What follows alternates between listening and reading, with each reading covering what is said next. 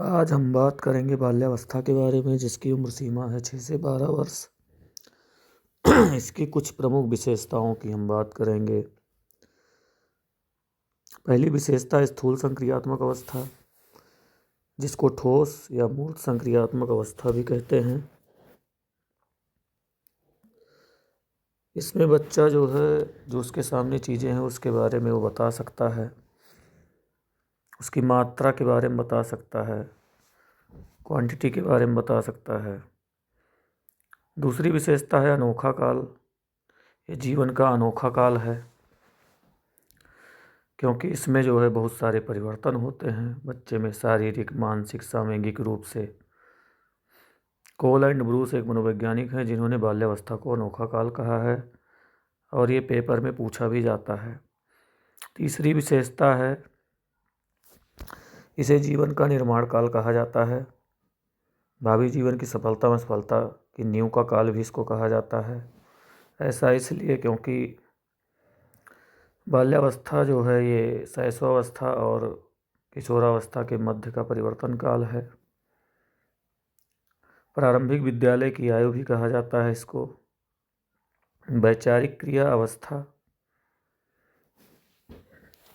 बच्चों में अपने विचारों के आदान प्रदान करने की क्षमता होती है, अपनी भावनाओं को एक दूसरे को व्यक्त करने में सक्षम होते हैं, इसलिए इसको वैचारिक क्रिया अवस्था भी कहते हैं। टोडी दल समूह की आयु भी कहते हैं इसको।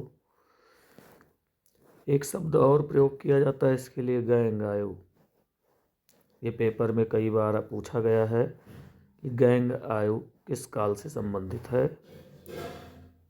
टोली, दल या समूह की आयु किसको कहते हैं?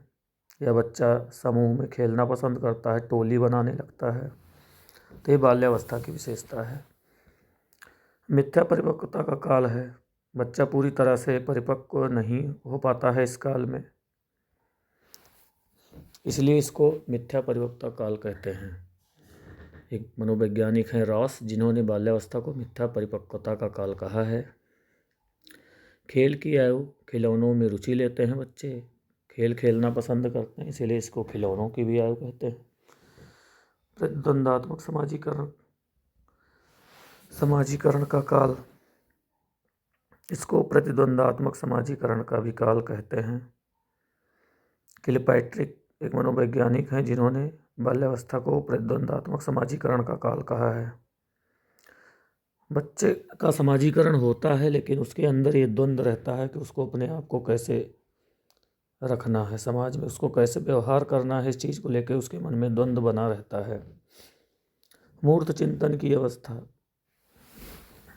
बच्चा मूर्त रूप से सोचने में सक्षम होता है, जो चीज़ें उसके सामने उसके बारे में बता सकता है। आरटेट 2011 में प्रश्न पूछा गया था। कल्पना शक्ति और अमूर्त चिंतन के प्रारंभ का काल, कल्पना शक्ति और अमूर्त चिंतन का प्रारंभ इस काल में शुरू हो जाता है। बच्चा अमूर्त चिंतन करना शुरू करता है। बाल्यावस्था तीव्र शारीरिक क्रियाशीलता वृद्धि का काल है। शारीरिक क्रियाशीलता इसमें बढ़ती है, बच्चे का शारीरिक विकास तेजी से होता है। बाल्यावस्था में सामाजिकता विकसित होती है। बच्चा सामाजिक गुण उसके अंदर विकसित होने लगते हैं और वो समाज में भाग लेने लगता है, उसके अंदर सामाजिकता आने लगती है। नए कौशल एवं क्षमताओं के विकास की वृद्धि से स्वर्णिम काल है। इस काल में नए कौशल और क्षमताओं का विकास होता है, जिसकी वजह से इसको स्वर्णिम काल भी कहते हैं। धन्यवाद।